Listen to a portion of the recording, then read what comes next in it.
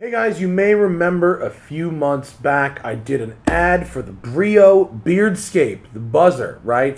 I actually took the one they gave me as a sample, and ever since I did that ad, I have been using exclusively that Brio Beardscape. And get this, I charged it before I did the first ad, and I have not had to charge it again. I've been using it for 8 months on its first charge, and it still has over half the charge left.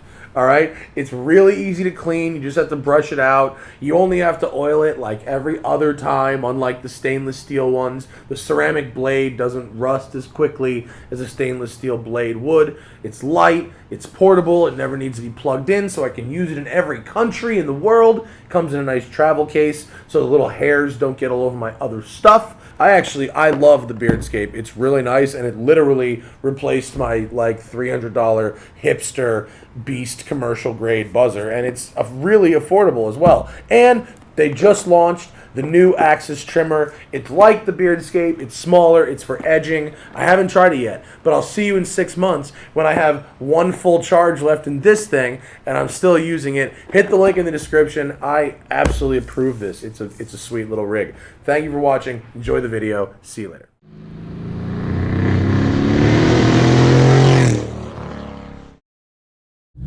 Good morning, everybody. Hope you're going to have a good day. This is Jonathan. Jonathan is the man waving, and he drove up, thank you very much, a very long way, a couple hours away, to bring us his very nicely built 2015 Camaro 1LE, but I'd put an asterisk next to that, because you've got a bunch of Z28 parts on it and some other GM stuff. I do. So why don't you tell the people what you started with and what you've added? All right, suspension-wise, it's a full Z28 suspension. That's control arms, Multimatic DSSVs, sway bars. To the brakes are full C7 Z06 front calipers, the non-carbon edition with CTSV rotors. Non-carbon, so you can actually stop when they're kind of cold. Yeah, absolutely bolt-on. I was pretty surprised that they bolted right up. But other than that, brake-wise, it's Raybestos ST47, 45 rears, Goodrich lines, fluids. Motor-wise, it's full bolt-ons, talking intake. Headers, full exhaust, 3-inch, with cats, full 85, some headwork, comp cam, catch can, full valve train, I mean the whole 9 yards. And then full aero from Kurt at Aero Sport Concepts, made my whole aero kit. Yeah, your aero, I mean, it's legit. It's aggressive front and rear, but then you've got these interesting like C-pillar additions. Are those more style, or are those also aero? No, they're supposed to direct air for downforce onto that rear. It channels it over the rear spoiler. Yeah. It's very cool. I've never seen that. No, I've never seen that in the aftermarket before, so that's pretty cool. Yeah.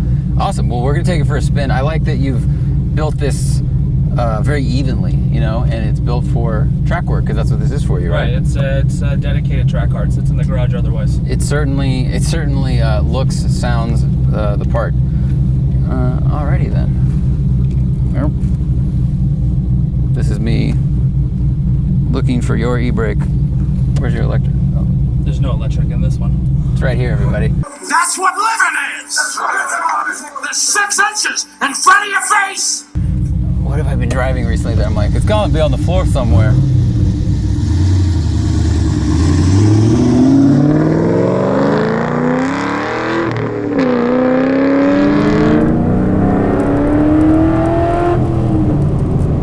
Alright, it does sound amazing. Wow, these brakes do grab real quick. Yeah. Wow, these are, takes some getting used to for me. I mean, my car's got pads, lines, fluid, but it's, you know, stock calipers.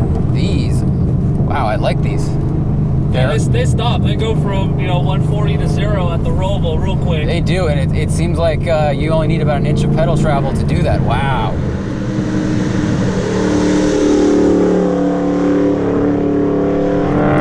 Okay. Yep.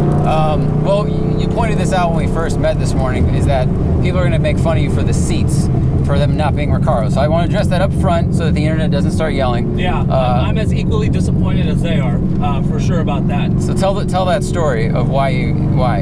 So when I was in the market for, a Z28, Z28. I ended up finding this one at a crazy discount at 20% off in SoCal over here. And unfortunately had two of the biggest things, you know, moonroof, which I did not want, and then no Recaros. So, I mean, it's definitely sad, but looking to replace those. That's my next thing I'm going to address is the seats, rear harness.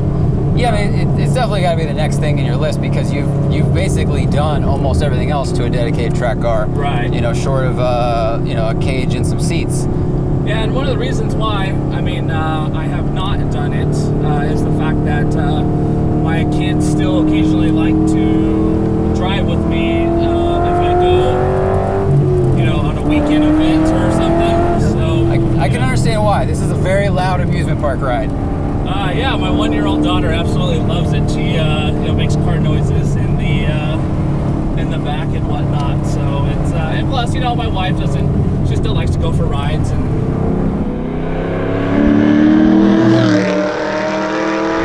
Although supportive of my track build, you know, I've waited till, you know, the end to touch the seats. So that's something I'm gonna address this summer. It's definitely needed because with these brakes and the track, even with the seatbelt locked, I'm literally flying through the front windshield. Yeah, so I'm pretty much holding myself with, like, you know, my core and my leg. They also don't really have any lumbar support, which, you know, some people need. I have a little bit of a curve in my back spine, so I need that. But what I do really like is the grip, and also, I mean, the power is great, and it just feels like the stock engine, but just turned up a couple notches. You know, you don't have to wait for boost to come on. I recently drove, so this is interesting. Last week I drove a 2018 SS that had a blower on it, suspension, just lowering springs, and it had a lot more steering feel, but it was like synthetic, you know, because it's electric. Yours feels quicker, but there's a lot less resistance in the wheel.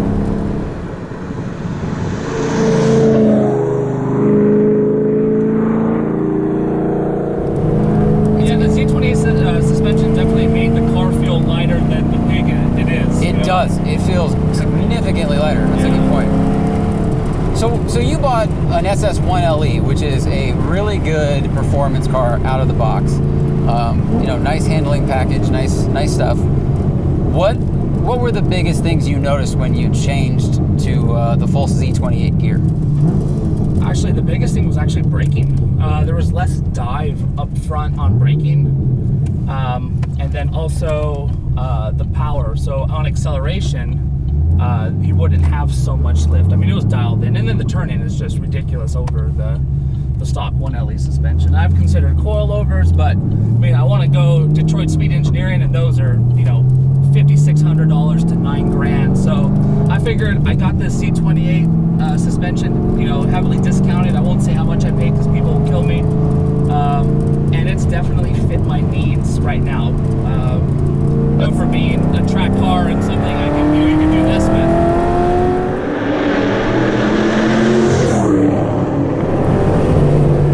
You know what? It does feel a lot lighter. I think that the whole combination of less squat on acceleration. I mean, the engine mods you've done are making themselves very apparent. Yeah, so the cam I wanted, I spec'd it out purposely, just like that, how you got on it right there. I wanted mid-range front. I didn't want something that was just high up all the time, because when you're coming out of a corner like this, I mean, you want to be able to get on it and be in power. So, I mean, I'm pushing, you know, roughly about 500 to the wheels on E85. It's, you know, we all can use more power, but I mean, it's definitely enough for you know, to beat up on the track. It is enough, I think we get caught up in what the power number is, and we go, well, it's like pizza. Like 2 pieces is better than 1, 4 is better than 3. Like, oh, well, you know, if I could have 500, I should have a 6. You know, I want a 6 in front of that number. But really, this is very fast and very usable. I wanted drivability. like I said, it's perfect for what I definitely need it for. We're gonna let this car and van get ahead of us a little bit. Take a little break time. This feels so good, platform and power wise. Like it feels so. All the pieces feel so well suited for each other. It's a complete package. I mean, a lot of people, didn't want to upgrade from 4-piston because they felt that was enough. But I felt, at the high speeds you're at on a track like Big Willow or the Roval or something like that, I mean, you need the stopping power. Plus, I got the Z28 brake cooling as well, so it helps with cooling. Yeah, you're definitely gonna need that because I mean, it's still a heavy car. It really doesn't feel heavy in the seat. I mean, I gotta say, like, with the amount of feeling or lack thereof actually coming through the steering wheel, that also helps the car feel light. But the way it changes direction and brakes and squats, it feels like it weighs 3,000 pounds. It's pretty cool. Yeah. Cool. All right, we'll see if we can catch it for it. We won't cut that segment because we were talking. Yeah, no, I appreciate that. I mean, it's I built it for the track. I mean, the whole package is really what makes the car. And don't get me wrong, like the 1LE out of the box is an amazing track car. And growing up around Chevys and Corvettes, like my dad, I mean, he kept telling me you gotta get an LS. They're unstoppable. So, I mean, how can you not like that? Like, it sounds that sounds like a drunk thunderstorm in an argument. That's just. I'm sure my neighbors absolutely love me, but like I said, it's a weekend car. I don't run errands in it. I luckily work from home, so I don't have to go anywhere. Well, you still run cats also, which I do because the same thing with the kids, right? It smells. You don't gain too much power going catless, right? And then plus, if a cop pops you open, I mean, you still got cats. It's just not worth it. It smells good. It's really not worth it. The little power gains you get. I'm sure there are some cases, some cars where you want full open. That's fine for whatever. But for most people, you get raspy with no cats. It gets raspy. It smells like sitting behind people that are callous in traffic is rough. Sitting in the car idling, like you get a headache. I grew up with muscle cars. All those cars were catless. And looking back on it, when I'm behind an old car now and I'm pulling the exhaust through the AC, start getting a little bit dizzy. I'm like, wow, how many brain cells did I lose just in high school, like idling and driving around with friends from exhaust?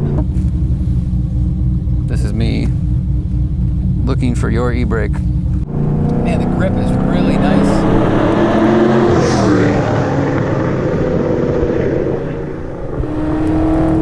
The turn-in it's eager, but not too eager. I just have to get used to these brakes. They grab real hard right at the top. There's not much trouble with them. No, but it's also it's a little bit more of an on-off switch than I was expecting. The last car I drove with really good brakes was I drove a new GT3 RS, only briefly. That also has like no slack in the pedal at all. I'm not done driving this car. It's so much fun. These are just take some getting used to. So I can understand, especially on a track when you're coming into a corner trying to jump on the brakes and the seat moves a little bit. It's probably a little hard to modulate. So it is. I mean, I added that auto blip, which I'm sure you can tell. Auto blip helps a lot. But yeah, definitely seats, man. It's at the top of my list. It's so annoying that I was gonna say seats are so expensive, which is a bummer, but it's also kind of like a mattress. Where do you spend a third of your life? Well, when you're in a car, you are in the front seat 95% of the time. Unless there's a reason to get into the back seat or ride shotgun like you are. Yeah. I probably would have done seats if I didn't have kids, because once you put that harness in, then it kind of eliminates the back seat. And, you can take it in and out, but why make it difficult for yourself every time? Totally understand. So. My seat sits really high, and I don't really notice it when I drive around. But then when I get into anybody else's car, like this one, some of the cars I drove last week, and I get back in my car, I go, wow, I'm really looking down on the front of my bumper, aren't I? Yeah, actually sitting in the passenger seat, and then that being for the first time, I definitely want to go home and start looking at seats. So I feel like. Are you moving around more because you don't have the wheel to hold on to? A little bit. It's actually nice.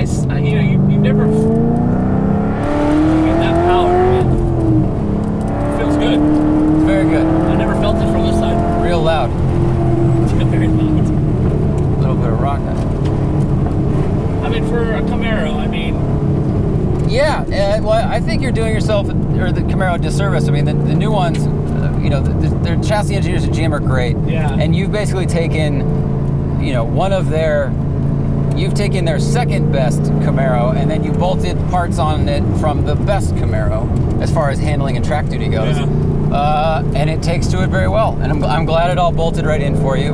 No, thanks, man. And this feels real good. A lot of research. I imagine. A lot of research. But this feels really good. You got me thinking about suspension. Damn it. It changed the whole car. It definitely changed the car. This feels really good. Thanks, man. I appreciate it. So I had to hit you up, man. You gotta drive it. Hopefully, it was worth it for you. It was definitely worth it. It was definitely worth it. You know, as I've gotten to drive a variety of people's cars, what I'm learning is like just modify everything evenly. Like lift all of the categories at the same speed, and that'll make the whole car feel a lot better. It's really easy to bolt on power, or you know, if you have to start somewhere, you start with like tires and brakes, and then suspension. But when a car is just evenly lifted, it feels really, really good. Yeah, man, this was a lot of fun. This thing, I'm glad you enjoyed it. This is probably real fun on the track and very quick. Yeah, definitely. I like NA motors because you don't feel the boost hitting, which is fun, but it feels, I don't know, I guess it feels more manufactured. You know, I mean, everything's manufactured, but there's just something about you haven't really changed the dynamic of the engine as it came out of the box. You've just made it a little bit better. Right, yeah. So, I felt like the power it has is essentially what it should have came from factory, and what they did with 6th Gen 2. I mean, those 6th Gen 1 LEs are ridiculous. Yep. So, you know, even those stock are very good on the track, but, you know, I built something for me, and I'm happy with it. I'm definitely going to continue to build and make it better and go from there. That's the most important thing. You're happy with it, and I think it'll keep you happy for a very long time. Thanks, man. Everybody, thank you very much for watching. Hope that was informative and entertaining. This thing sounds like a beast. Be sure to check out our podcast, check out the live broadcast when we do them, jump in Super Chat and talk to us if you want to, and follow us in all the places. All right, have a good one.